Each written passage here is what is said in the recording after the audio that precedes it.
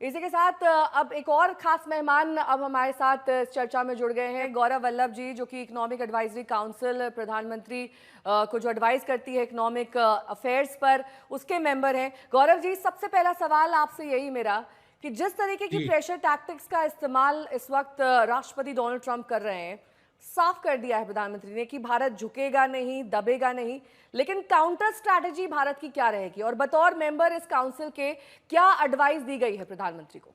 देखिए, एडवाइस तो क्या है, वो तो प्रधानमंत्री और काउंसिल के बीच में। पर भारत की स्ट्रेटेजी बिल्कुल सिंपल है। भारत की स्ट्रेटेजी है कि भारत अपने नेशनल इंटरेस्ट और अपने लोगों के हितों के लिए के खिलाफ कोई भी कदम नहीं उठाएगा। हमारे लिए हमारे राष्ट्रीय हित और हमारे लोगों का हित सर्वोपरि है।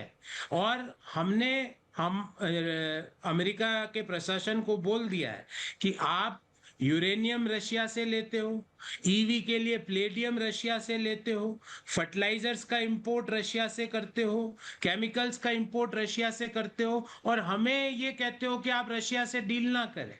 ये दोहरे मानक भारत स्वीकार नहीं करेगा। हमारे लिए हमारे राष्ट्रीय हित सर्वोपरि है। ट्रंप चाहते हैं कि डेयरी और एग्रीकल्चर सेक्टर अमेरिकन कंपनीज के लिए खुले। हम और प्रधानमंत्री जी ने आज साफ कर दिया कि देश अपने किसानों के खिलाफ कुछ भी समझौता नहीं करेगा। दुनिया की किसी ताकत के सामने भारत का अन्नदाता के खिलाफ जाकर कोई काम भारत की सरकार नहीं करेगी। ये प्रधानमंत्री जी ने दो टूक संदेशा प्रेसिडेंट ट्रंप को दे दिया। दूसरी बात, रही बात क्रूड ऑयल के इंपोर्ट की इंडिया में, जहां से better quality with better price मिलेगा, भारत अब वहीं से क्रूड ऑयल को इंपोर्ट करेगा। कोई आप हमको डिक्टेट नहीं कर सकते। हम चाहते हैं कि अमेरिका से हमारे संबंध अच्छे रहें, पर आप ये डिक्टेट नहीं कर सकते कि फलाना से आप ये नहीं कर सकते। मैं बार बार कहता हूं, हम चाहते हैं कि अमेरिका हमारा दोस्त बने, पर रशिया हमारा भाई है। तो आप ये नहीं कह सकते कि आप इस देश से संबंध नहीं रखो, सिर्फ हमसे रखो। ये संभव नहीं है। हमारे लिए सिर्फ ये सेक्टर खोलो, ये संभव नहीं है। और काउंटर स्ट्रेटेजी जो आपने पूछी, हमारा जो अगर जीडीपी के मायनों में देखें तो अमेरिका को हम इंपोर्ट करते हैं लगभग 2% ऑफ जीडीपी। उसमें से भी लगभग जो 1.5% ऑफ जीडीपी की वस्तुएं हैं, जैसे ऑटो पार्ट्स, ऑटो एंसिलरी के पार्ट्स हो गए, जैसे diamonds and James and jewellery हो गए, वो सारे अभी तक इस ये क्लियर नहीं हो पाया है कि वो स्पेशल ड्यूटी लगाएगा प्रेसिडेंट ट्रंप की सरकार उन चीजों पे, या वो 50% पाएंगे। क्यों? अभी तक वो चीजें एक स्पेशल ड्यूटी के तहत अमेरिका इंपोर्ट कर रहा था। तो अगर वो चीजें स्पेशल ड्यूटी के तहत आती है तो हमारे ऊपर कोई बहुत ज्यादा इंपैक्ट नहीं है। हम अमेरिका से अच्छे संबंध चाहते हैं, पर नॉट एट डिक्टेटोरियल टर्म्स। ठीक है गौरव जी, बहुत बहुत शुक्रिया हमारे साथ जुड़ने के थैंक यू। लिए। अब हमारे साथ इस चर्चा में जुड़ गए हैं पूर्व वित्त राज्य मंत्री जयंत सिन्हा, इस वक्त हमारे साथ जुड़ गए हैं। जयंत जी, आपको मेरी अगर आवाज आ रही हो, बहुत बहुत स्वागत आपका आज तक पर। बहुत बार हमने चर्चा की है इस विषय पर, लेकिन इस बार कुछ ऐसा हुआ है ट्रंप द्वारा जो वाकई लोगों को सोचने पर मजबूर कर रहा है, और कई लोग ऐसा कह भी रहे हैं कि आखिर ट्रंप को हो क्या गया है, क्योंकि अब भारतीय अर्थव्यवस्था अपना सुनहरा इतिहास आने वाले वक्त में लिखेगी। $5 ट्रिलियन इकोनॉमी हम यूं ही नहीं कहते हैं, आरबीआई के जो प्रोजेक्शंस हैं वो भी यही बता रहे हैं, चाहे जीडीपी के लिहाज से हो, चाहे इन्फ्लेशन के लिहाज से हो। लेकिन आपसे मैं ये पूछना चाहूंगी कि ग्लोबल कंजम्पशन को बूस्ट देने के लिए हम क्या मेजर्स उठा सकते हैं ताकि हम डायरेक्टली ना सही इनडायरेक्टली इस मेजर का जवाब दे सकें? नमस्कार नेहा जी, और बहुत बहुत धन्यवाद आपने ये अवसर दिया है आपसे इस गंभीर विषय पे चर्चा करने के लिए।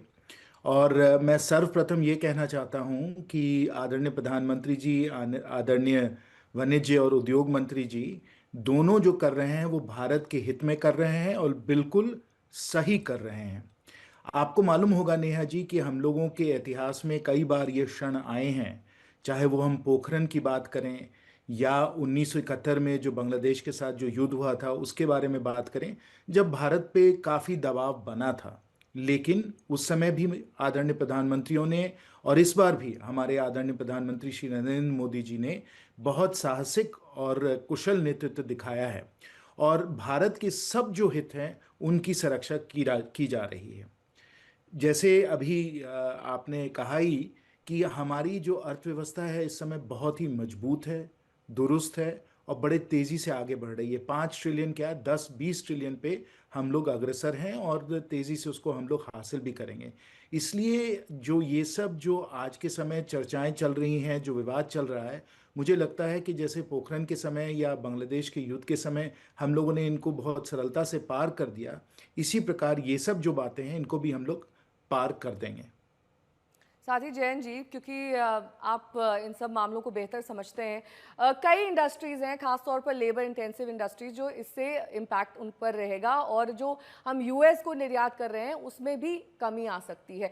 लेकिन इस बीच ये भी समझना ज़रूरी है कि ये बैलेंस कैसे स्थापित होगा। अगर एक तरफ हम 50% टैरिफ दे रहे हैं तो चीज़ों की कॉस्ट कैसे कंट्रोल में रहेगी। साथ ही प्रधानमंत्री ये चाहते हैं कि किसानों के हितों का ध्यान रखा जाए। 3 ऐसे सेक्टर्स हैं जो लेबर इंडस्ट्री है, जिनका इंटेंसिव है, जिनका जिक्र भी प्रधानमंत्री ने किया है और वो काफी हद तक प्रभावित होंगे, जिसमें जेम्स एंड ज्वेलरी सबसे ज्यादा उसमें लेबर लगती है।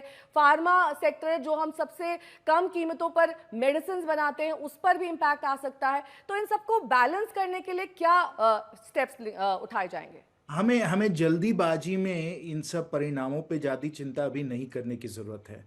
देखिए वास्तव में क्या हुआ था कि जो 25% वाली जो टैरिफ थी जो आज हम पे लागू हो चुकी है, उस पे समझौता होने ही वाली थी। हम लोग काफ़ी करीब थे समझौता के। एक दो विषय थे जिस पे मामला अटक गया है और अभी भी इन सब पे चर्चाएं चल रही हैं, इन सब पे संवाद चल रहा है। तो ये 25% जो पहला है जिस पे अभी लागू कर दिया गया है, उनमें एक दो विषय हैं जैसे आपने जिक्र की, एग्रीकल्चर की, आपने डेयरी की, ये सब अभी अटके हुए हैं। लेकिन इन पे समझौता मुझे लगता है अगर हम लोग एकदम सकारात्मक सोच के साथ ये संवाद करें तो इसका भी कुछ ना कुछ हल निकल सकता है। साथ साथ और जिसके कारण अब सब लोग बेचैन हैं, ये 25% जो अतिरिक्त राशन जो हम लोग तेल खरीदते हैं उसके कारण जो लागू किया गया है, इस पे अब काफ़ी चिंता हो रही है। लेकिन नेहा जी, इस पे मैं आपको बता दूं कि ये अभी 27 अगस्त तक ये लागू नहीं होने वाले हैं, इसलिए अभी 3 हफ्ते हैं और इन 3 हफ्तों में चर्चाएं जो हैं वो अमेरिका और रूस के बीच में चल रही हैं, भारत और रूस के बीच में चल रही हैं, भारत और अमेरिका के बीच में चल रही है। तो ये 3 पक्षीय जो विवाद इस जो बना हुआ है, इसको मुझे लगता है कि अगर सकारात्मक सोच के साथ अगर हम लोग इन सब चीज़ों पे अच्छी तरीके से बातचीत करें, ये विशाल महान देश हैं, ज़रूर इस राशन तेल वाले मुद्दे पे कोई ना कोई समाधान निकल जाएगा। और जब ये राशन तेल वाला जो मामला है, राशन ऑयल वाला मामला है, इसका समाधान निकल जाएगा तो फिर हम लोग वापस जो अभी 25% जो टैरिफ लगे हैं, जैसे आपने सही कहा, फार्मास्यूटिकल्स पे, जेम्स एंड ज्वेलरीज पे, इंजीनियर्ड गुड्स पे, ये सब पे जो 25% जो अभी लगा है, अगर इस पे ये सब जो अटके हुए विषय हैं इन पे समाधान हो जाए तो इन सेक्टरों पे भी नकारात्मक प्रभाव नहीं पड़ने वाला है। तो इसलिए प्रक्रिया जारी है अभी। और आपने देखा भी होगा कि और देशों के बीच में भी और अमेरिका के बीच में भी विवाद जो था, चाहे उस पर टैरिफ एक लागू हो भी गया, आगे जब विवाद जो जो संवाद चले, उन संवाद के द्वारा इन सब का समाधान किया जा सका था। इसलिए प्रक्रिया जारी है, इस समय प्रक्रिया लागू है। हम लोगों को सकारात्मक सोच के द्वारा इन सब विशाल महान जो देश हैं, इनके सब हितों को समझना चाहिए और समझना चाहिए कि किसी के हित में नहीं है कि इस प्रकार का एक टैरिफ का एक युद्ध बन जाए। वो घाटा सबको होगा, उससे विश्व को होगा घाटा।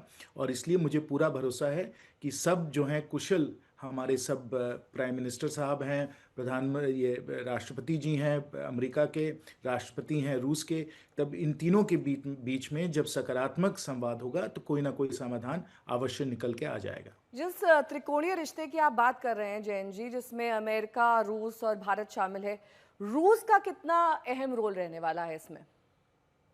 देखिए कुछ मामले जैसे मैंने कहा अटके हुए हैं। अभी रूस अमेरिका के बीच में मामला क्यों अटका हुआ है? इसलिए अटका हुआ है क्योंकि रूस का जो युद्ध चल रहा है यूक्रेन में, उसको राष्ट्रपति ट्रम्प जो हैं रोकना चाहते हैं। तो उसको रोकने के लिए दबाव वो रशियन तेल के खरीदने पे, जो भारत का जो खरीद चल रहा, जो हम लोग खरीद रहे हैं उस पे वो रोक लगाना चाहते हैं, और इसलिए ये 25% अतिरिक्त टैरिफ की बात चल रही है। मेरा मानना है कि अगर कोई ना कोई समझौता रूस और अमेरिका के बीच में हो जाती है तो ये जो अतिरिक्त 25% की जो टैरिफ है जो अभी 27 अगस्त को आने वाली है, मुझे लगता है इसको रोक दिया जाएगा। तो ये मामला जब इसका समाधान हो जाएगा, और आपको मालूम भी है कि इस समय रूस और अमेरिका के बीच जो है संवाद चल रहा है। अभी अमेरिका के प्रतिनिधि जो हैं वो राष्ट्रपति पुतिन से मिले हैं, तो कोई ना कोई मुझे लगता है कि यहाँ भी समाधान हो सकता है। राष्ट्रपति ट्रंप ने भी कहा है कि वो कोशिश करेंगे कि वो जेलेंस्की और राष्ट्रपति पुतिन से मुलाकात करें, और ये सब जब होगा तो ये रूस के तेल वाला जो मामला है, ये इसका जब समाधान हो जाएगा तो ये जो 25% अतिरिक्त टैरिफ पे जो हम लोगों की चिंता है, मुझे लगता है कि ये चिंता दूर हो जाएगी।